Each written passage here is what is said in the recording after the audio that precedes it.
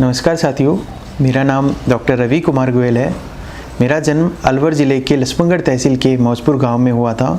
मैं एक सामान्य परिवार से बिलोंग करता हूं। मेरे पिताजी किराना की दुकान करते थे और 10वीं तक की जो शिक्षा है वो मैंने अपने गांव में हासिल की थी। 10वीं तक मैंने सरकारी स्कूल में अपनी शिक्षा हासिल की। 11वीं 12वीं में मैंने अपनी शिक्षा सरकारी स्कूल में ही हासिल की थी। उसके बाद मैंने अपनी graduation BSc in biotechnology and MSc in biotechnology Alwar ज़िले से की।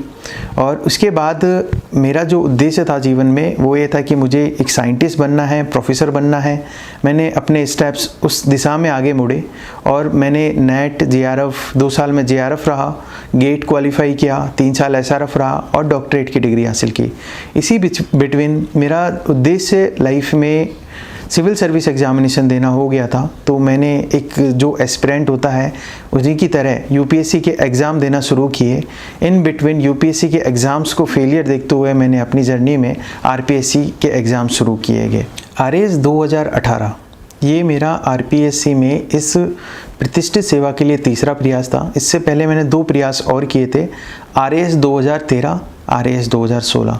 दोनों ही प्रयासों में मेरे को इंटरव्यू कॉल हुआ और दोनों ही प्रयासों में मुझे रैंक मिली। पहले प्रयास में आरएएस 2013 जिसका अंत 6 दिसंबर 2016 को हुआ, उसमें मुझे 870वीं रैंक मिली। दूसरी भर्ती इसके बाद मैंने आरएएस 2016 में दोबारा एग्ज़ाम दिया, उसमें मुझे 95 रैंक मिली। उस 95 रैंक के साथ मुझे राजस्थान अकाउंट सर्विस मिली और अभी मैं as a senior account officer Bhiwadi integrated development authority में काम कर रहा हूँ। इन बिटवीन मैंने आरएएस 2018 एक लास्ट चांस मैंने ट्राई किया और उस लास्ट चांस में with blessing of God and my parents and my friend and sister I got 7th rank.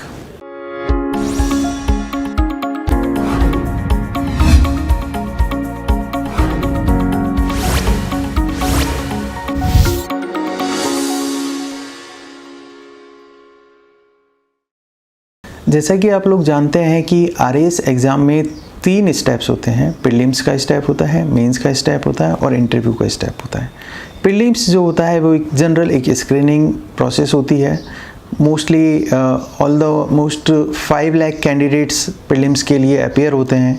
उनमें से सिर्फ 15 टाइम्स कैंडिडेट्स ही मेंस में अपीयर हो पाते हैं।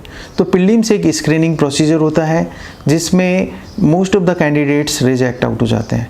मेंस एक जो पेपर होता है उसमें आपको इन डेप्थ नॉलेज टॉपिक पे समझ आपकी समझी जाती है। एग्जामिनर आपको इवैल्यूएट करता है और इंटरव्यू जो होता है वो एक साक्षात्कार होता है जिसमें कि जो एग्जामिनर होता है आपकी सहजता, सरलता, जेन्युइननेस इसको इवैल्यूएट करता है। आरएएस के एग्ज़ाम में जो मैंने रियल में महसूस किया है वो ये है कि आपको दोनों चीज़ बहुत ज़्यादा इम्पॉर्टेंट है। पहला तो है conceptual clarity and factual hold. मैंने तीसरी बार प्रयास किया और अब फाइनली मेरे को सक्सेस मिली। पहले प्रयास में सिर्फ कॉन्सेप्चुअल क्लैरिटी के साथ मैंने होल्ड किया एंड आई गॉट 870 रैंक। मैंने बिल्कुल भी ध्यान नहीं दिया था कि फैक्चुअल इन्फॉर्मेशन इस एग्ज़ाम में कितना इम्पोर्टेंट रोल प्ले करती है। Second time I also tried with conceptual thoughts and hit again with 2 digit rank. But in RAS examination, what I understood with concept, facts is also important and syllabus is also important. First 2 times I told earlier कि मैं एक UPSC aspirant था। मेरा सिर्फ उद्देश्य था कि UPSC के एग्ज़ाम देने हैं, यूपीएससी अपीयर करना है। तो मैं यूपीएससी के थॉट के पैटर्न के हिसाब से पढ़ता रहा और एग्ज़ाम बस जस्ट टाइम पास दे दिया और गॉट रैंक। एंड लास्ट जब मेरे यूपीएससी के एग्ज़ाम लॉस्ट होने लगे तो आई रियलाइज़ कि लाइफ इज़ एट रिस्क। तो मैंने इसको सीरियसली इस पर टाइम स्पेंड किया और पॉइंटेड आउट किया कि क्या मैं गलतियाँ कर रहा हूँ कि मेरी रैंक जो मैं चाहता हूँ वो आ नहीं पा रही है। तो मैं सिर्फ कॉन्सेप्चुअल क्लैरिटी के साथ आगे जा रहा था और जो फैक्चुअल इन्फॉर्मेशन है, जो राजस्थान स्पेसिफिक इन्फॉर्मेशन है, उनको इग्नोर कर रहा था। तो दिस टाइम आई ट्राइड कि factual information, syllabus and in these points को मैंने अच्छे से एवेल्युएट किया, मैंने अच्छे से पॉइंटेड आउट किया कि सिलेबस में कौन कौन से पॉइंट्स हैं जिसको सबसे ज़्यादा हिट किया जाता है, एग्जामिनर किस किस तरीके से क्वेश्चन पूछता है, और कौन कौन सी चीज़ें हैं जिनको मुझे अपनी रैंक इम्प्रूवमेंट के लिए कोशिश करना चाहिए। तो मैं बाकी एस्पिरेंट्स के लिए सिर्फ यही कहना चाहूँगा कि जब भी आप तैयारी करें तो सिलेबस के इन एंड अराउंड रखें, कॉन्सेप्चुअल क्लैरिटी रखें, उस इन्फो पे फैक्चुअल इन्फॉर्मेशन भी रखें और उस जो भी मटेरियल है उसको करंट के साथ अपडेट करते रहें। प्रीलिम्स RAS 2018 में मुझे अराउंड 120 मार्क्स मिले और मैंने इसके लिए मुश्किल से 15 से 20 दिन स्पेंड किए थे। बट इस ड्यूरेशन में जो मेरा स्मार्ट वर्क रहा था वो ये था कि मेरे को सिलेबस के अकॉर्डिंग अपने आप को रेडी रखना था। Current affairs was my very good and जो UPSC की जो प्रिपरेशन थी वो मुझे हेल्प कर रही थी। तो इन 15 से 20 दिनों में मैंने सिर्फ अपने आप को राजस्थान डोमेन में इन किया, सिलेबस को पॉइंटेड आउट किया और सिलेबस के इन एंड अराउंड जो भी स्टैंडर्ड रिसोर्सेज जो राजस्थान के एग्ज़ाम में चलते हैं जैसे NCERT, राजस्थान बोर्ड की बुक्स, तो इन सब से फास्ट रीडिंग करके मैंने प्रीलिम्स में अच्छा स्कोर किया। देन फिर मेंस के लिए मेरी एक स्पेसिफिकली एक स्टैंडर्ड तैयारी रही थी। मैंने पूरे सिलेबस को पॉइंटेड आउट कर दिया पॉइंट्स के हिसाब से। इट मीन्स इफ हम पेपर 1 देख रहे हैं तो पेपर 1 में कई कंपोनेंट है। History is a component, Indian history, Rajasthan history, world history, then economy, Indian economy, world economy, Rajasthan economy, sociology. There are many subjects जो हमारे सिलेबस में हैं।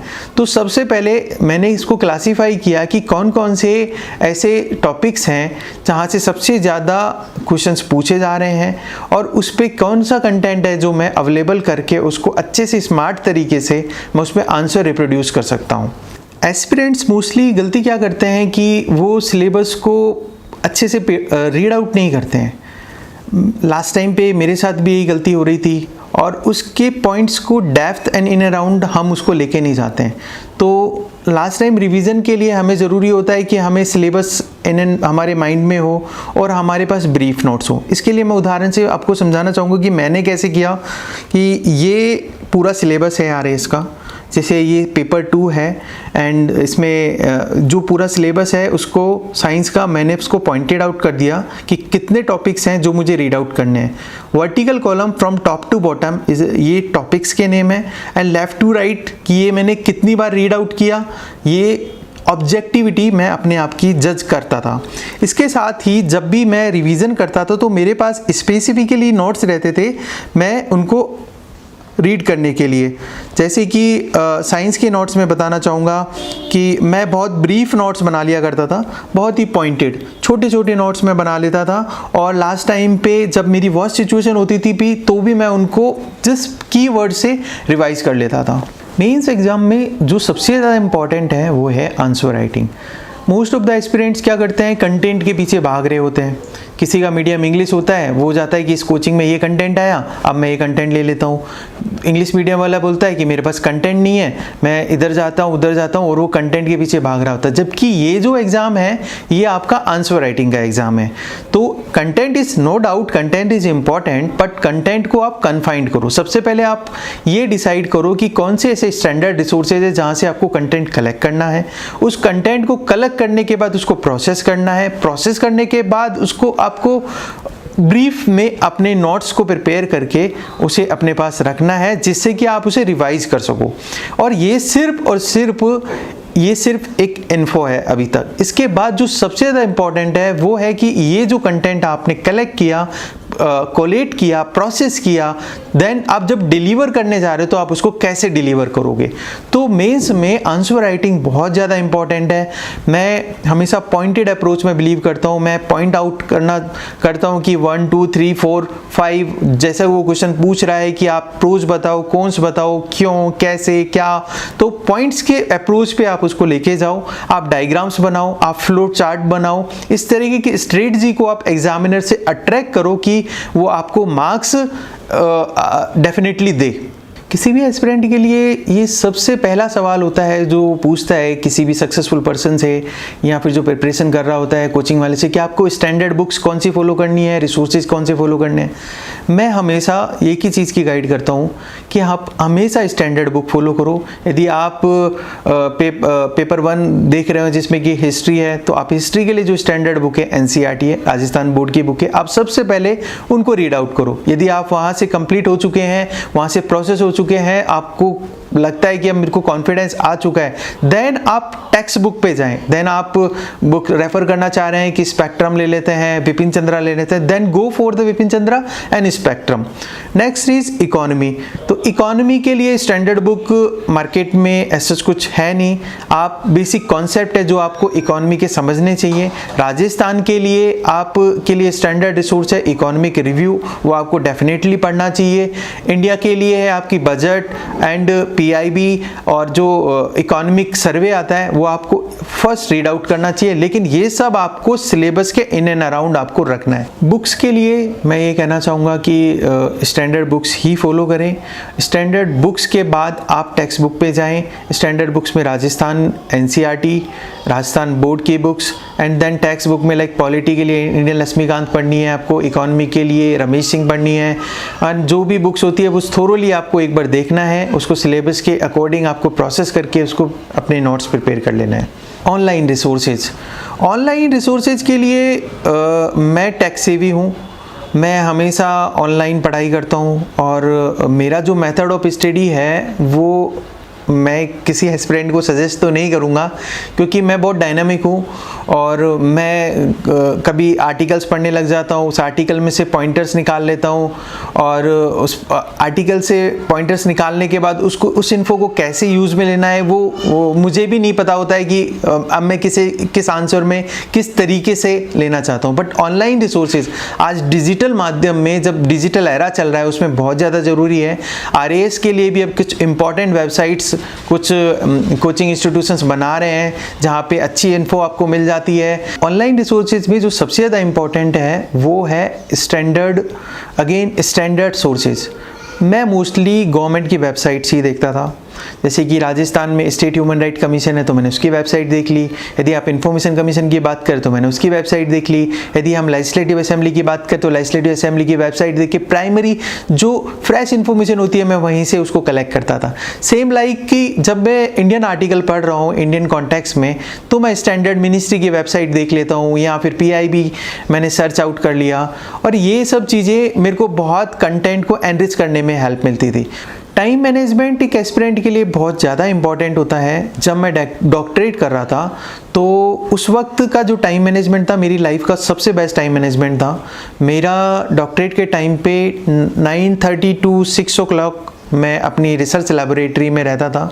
मैं बायोटेक्नोलॉजी से डॉक्टरेट था तो मेरे को लैब में एक्सपेरिमेंट्स करने पड़ते थे। उस ड्यूरेशन में मेरे को टाइम सिर्फ मॉर्निंग और इवनिंग में मिलता था, तो मैं मॉर्निंग में 2 to 3 आवर्स डेली निकालता था और इवनिंग में 2 to 3 आवर्स डेली निकालता था। और टाइम मैनेजमेंट में सबसे इम्पॉर्टेंट पॉइंट होता है कि उस टाइम को इफेक्टिवली आप कैसे मैनेज कर रहे हो।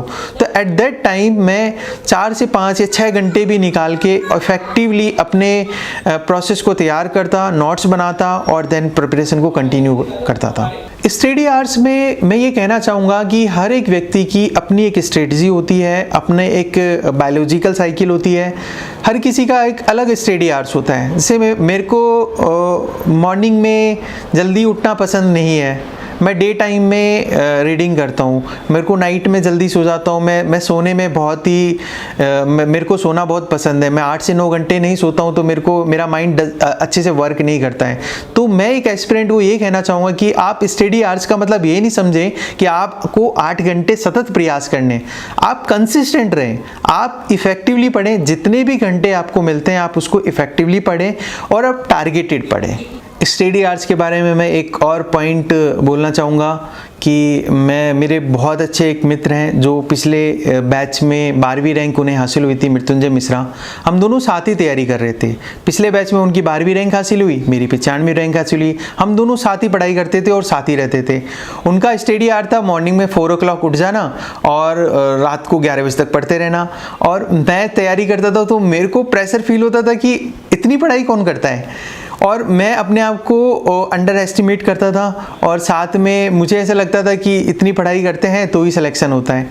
लेकिन मेरी एक अलग कला थी, मैं 5 से 6 या 7 घंटे भी इफ़ेक्टिवली पढ़ लेता था तो मेरा काम चल जाता था, मेरे को ज़्यादा ज़रूरत नहीं थी। तो मैं एक एस्पिरेंट के लिए यही बोलना चाहूँगा, आप अपनी स्ट्रेंथ पे ध्यान रखें। आपकी स्ट्रेंथ कुछ भी हो सकती है, वो आपको पता है, मेरे को नहीं पता है, किसी और एस्पिरेंट को नहीं पता है। आप अपनी स्ट्रेंथ के बेसिस पे अपनी लाइफ स्टाइल डिसाइड करें, अपनी डेली रूटीन डिसाइड करें, आप अपने स्टडी आवर्स को उसी हिसाब से मैनेज करें एंड देन टाइम को मैनेज करें। और साथ में आप जो आपकी जो टारगेट है उसके लिए आप कंसिस्टेंटली इफेक्टिवली आप उसके लिए प्रयास करते रहें। यूपीएससी और आरपीएससी का जो एग्ज़ाम है, मेरे को ऐसा लगता है कि कुछ कॉन्टेक्स्ट में आरपीएससी का एग्ज़ाम ज़्यादा ब्रॉडर है। यहाँ पे ज़्यादा सिलेबस कवर करना पड़ता है, छोटे छोटे पॉइंट्स हैं जो आपको आरपीएससी ने स्पेसिफाई किए हुए हैं, जैसे सोशियोलॉजी है एंड देन साइकोलॉजी है एंड देन स्पोर्ट्स है, देन योगा है एंड देन मैनी पॉइंट्स जो यूपीएससी कवर नहीं करता है। बट एक यूपीएससी की प्रिपरेशन होता है, वो एक एस्पिरेंट को ब्रॉडर माइंडसेट देती है, ठीक है। तो जो भी यूपीएससी की तैयारी कर रहा है वो, उसके लिए मैं बोलूँगा जब भी आप आरपीएससी अपीयर करें तो आप उसको टारगेट के रूप में अपीयर करें, टाइम पास की तरह नहीं करें जैसा कि मैंने गलती करी थी। और आपका सिलेक्शन हो जाएगा बट आपकी रैंक नहीं आएगी तो आपको बहुत पेन होगा। तो यूपीएससी एस्पिरेंट के लिए तो मैं बोलूँगा, यदि आप आरपीएससी में आरएस का एग्ज़ाम देना चाह रहे हैं तो आप सिलेबस के साथ ही अपने आप को रखें और थोड़ा टाइम देके आप अपनी तैयारी को कंटिन्यू करें वहाँ पे। तो आरपीएससी के एग्ज़ाम में दोनों चीज़ें चाहिए होती हैं। आरपीएससी में कॉन्सेप्चुअल क्लैरिटी भी चाहिए होती है जो यूपीएससी मांग रहा है, और साथ में फैक्चुअल होल्ड भी चाहिए होता है।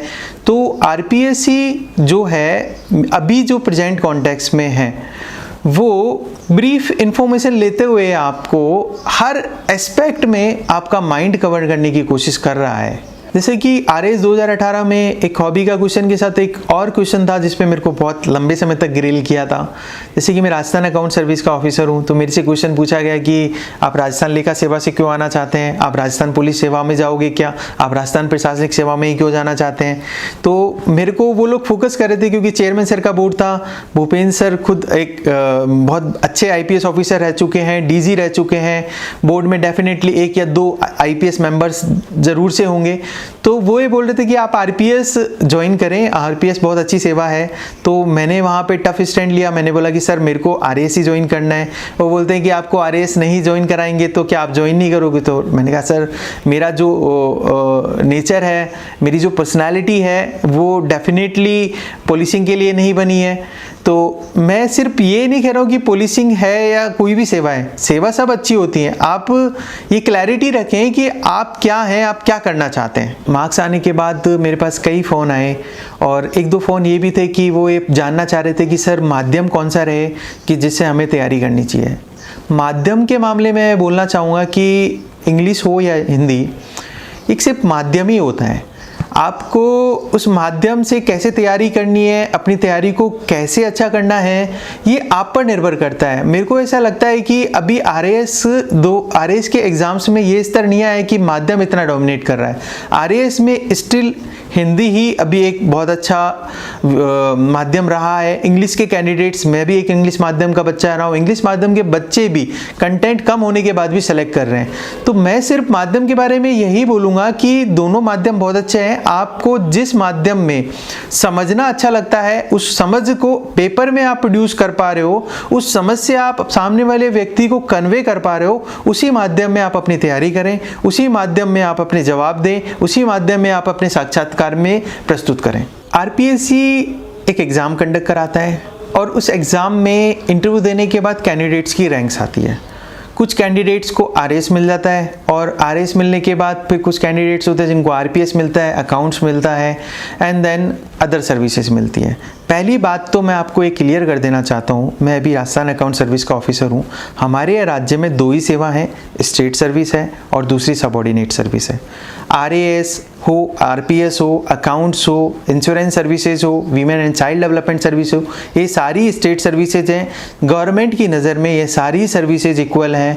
आप ये कंपैरिजन नहीं करें रैंक्स के साथ कि आपको कौन सी सर्विस मिली है, और आपको जो भी सर्विस मिली है आप उसके साथ अपने आप को हैप्पी फील करें। अभी यदि आपको रैंक इंप्रूवमेंट करनी है तो आप रैंक इंप्रूव करें, बट कंपैरिजन ना करें। आपको जो मिला है वो गॉड का पुरस्कार है आपके लिए, गॉड की ब्लेसिंग है कि आपको जो सर्विस मिली है वो बहुत अच्छी सर्विस है, चाहे वो अकाउंट्स हो या पुलिस हो या फिर जो भी सर्विस हो। आपको अपीयर करना है, आप नेक्स्ट टाइम अपीयर करें, बट मैं आप लोगों से निवेदन करता हूं कि आप सर्विसेज का कंपैरिजन ना करें कि कौन सी सर्विस अच्छी है या बेकार है। सारी सर्विसेज अच्छी हैं।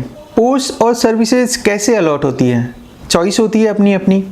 मैं राजस्थान अकाउंट सर्विसेज में हूँ, अभी मेरी चॉइस थी आरएएस, तो एक चॉइस है। हर एक एस्पिरेंट अपनी अपनी चॉइस देता है। फर्स्ट नंबर पे मोस्टली कैंडिडेट्स आरएएस भरते हैं, लेकिन ऐसा नहीं है कि आरपीएस नहीं भरते। पिछले बैच में है जिन्होंने एक 12वीं रैंक आने के बाद भी आरपीएस भरा है, तो ये अपनी चॉइस है। आपका टेम्परामेंट किस तरीके का है वो चॉइस डिसाइड करती है कि आपको कौन सी सर्विस लेनी है। फर्स्ट लोग आरएएस भरते हैं, दूसरे इन जनरल आरपीएस भरते हैं, थर्ड अकाउंट्स भर देते हैं, या फिर कुछ लोग रूरल डेवलपमेंट सर्विसेज भर देते हैं, कुछ लोग राजस्थान तहसीलदार सर्विसेज भरते हैं। कोई स्टैंडर्ड क्राइटेरिया नहीं है, चॉइस है हर किसी की। किसी को किस तरीके का जॉब पसंद है, किसी को फील्ड का जॉब पसंद है, किसी को डेस्क जॉब पसंद है। दूसरा पर्सनालिटी होती है हर किसी व्यक्ति की, सोशल बैकग्राउंड होता है किसी का, उसके अकॉर्डिंग चॉइसेस होती हैं, उसके अकॉर्डिंग आपको सर्विसेज मिलती हैं। देन इन सर्विसेज में rank is no doubt, rank is very important. Rank आपको सर्विस एलोकेशन में हेल्प करता है। आरएएस में इन तीनों ही प्रक्रियाओं में जो मैं आपको लास्ट में कहना चाहूँगा, 3 स्टेप्स हैं। तीनों स्टेप में जो गवर्नमेंट का मोटिव होता है या आरपीएससी का मोटिव होता है वो स्क्रीनिंग होता है, और फिल्टर आउट करना चाह रहे होते हैं कि सबसे अच्छे क्रीम कैंडिडेट्स आएँ। और हमें नहीं पता होता है कि उस वक्त हम कैसे कैंडिडेट्स हैं, तो हमको कैसे स्ट्रेटजी फॉलो करनी चाहिए, क्या करना चाहिए। इन सब में मैं सिर्फ यही बोलूँगा कि आप एक स्टैंडर्ड ऑपरेटिंग प्रोसीजर एसओपी जो भी है वही फॉलो करें। स्टैंडर्ड ऑपरेटिंग प्रोसीजर का मतलब ये है कि आप जब प्रीलिम्स दे रहे हैं तो स्टैंडर्ड रिसोर्सेज को फॉलो करें, देन कुछ मॉक टेस्ट जो आपको देने हैं वो आप दें, और अपने आप को एनालाइज करें कि आप अपने आप को कहाँ स्टैंड आउट कर रहे हैं। If there is scope of improvement then आप इम्प्रूव करें। देन मेंस की बात कर रहे हैं, देन मेंस में भी सेम चीज़ है, जो आपका सिलेबस है पहले उसको पॉइंटेड आउट कर लें। देन उस पॉइंटेड आउट करने के बाद कंटेंट को कलेक्ट करें, कंटेंट को रीड आउट करें, कंटेंट को प्रोसेस करें, और प्रोसेस करने के बाद जो भी इन्फो आपके पास आती होती है, क्या आप उसको पेपर पे दे पा रहे हैं, उसको आप एनालाइज करते हुए देन आगे जाएं। एंड देन लास्ट इंटरव्यू होता है। तो इंटरव्यू तो बहुत एक सिंपल सा 20 से 25 मिनट का मीटिंग मैं जो समझता हूँ, और वो एक बहुत नॉर्मल सी मीटिंग होती है जिसमें आप अपने आप का बता रहे होते हो कि आप कैसे व्यक्तित्व हैं। तो इन सब में जो मैं महसूस करता हूँ वो यही है कि आप एक स्टैंडर्ड प्रोसेस फॉलो करें और जेन्युइन रहें, एटलीस्ट अपने साथ पूरी तैयारी में। मैंने एक और चीज़ जो महसूस की है, हम लोग सक्सेस के पीछे भाग रहे होते हैं, हम लोग कोशिश कर रहे हैं कि दिस इज़ द टारगेट। ऐसा नहीं सोचना चाहिए, हमें हमारे चांसेस ऑफ फेलियर को रिड्यूस करना चाहिए। हमें कौन कौन से ऐसे फैक्टर्स हैं कि जिनसे आपको फेलियर मिल सकती है, हमें उनको कम करना चाहिए। और आई थिंक मुझे ऐसा लगता है कि सक्सेस का कोई स्टैंडर्ड फार्मूला नहीं होता है। आपको नहीं पता होता है कि किस टाइम में आपकी कितनी रैंक आएगी। आई डोंट नो, मुझे बिलीव ही नहीं हुआ था कि मेरी 7th रैंक आएगी, बट मैंने जो कंसिस्टेंटली एफर्ट किया था, मुझे उस पर विश्वास था कि मैंने अपना कर्मा किया और कर्मा करके मैंने छोड़ दिया। और मेरे जितने भी फेलियर हो सकते थे जिस जगह से, उस फेलियर को मैं रिड्यूस करता चला गया, और लास्ट में जो बचा शायद वो सक्सेस ही थी। इस पूरी लॉन्ग प्रोसेस में जो सबसे ज़्यादा इम्पॉर्टेंट रोल प्ले करता है वो आपकी मेहनत, जो आपका संघर्ष होता है उस प्रक्रिया में। क्योंकि आरएएस का एग्ज़ाम 2 से 3 साल लेता है। उस 2 से 3 साल में आप अपने एग्जिस्टेंस को बचाते हुए, अपने उस मोटिवेशन को, उस डेडिकेशन को बचाते हुए कैसे तैयारी करते हैं, that is more important. RAS में इस 3 स्टेप के अलावा और भी कई स्टेप होते हैं। भर्तियाँ कोर्ट में चले जाती हैं, आपको कभी पेपर लीक आउट हो जाता है, देयर आर मैनी थिंग्स जो हो जाती हैं। इन सब के बीच में भी आप अपनी तैयारी को कैसे मेंटेन करते हैं, आप कैसे धैर्य रखते हैं, डेडिकेशन के साथ आप कैसा चिंता करते हैं, ये सब चीज़ें ज़्यादा इम्पोर्टेंट है।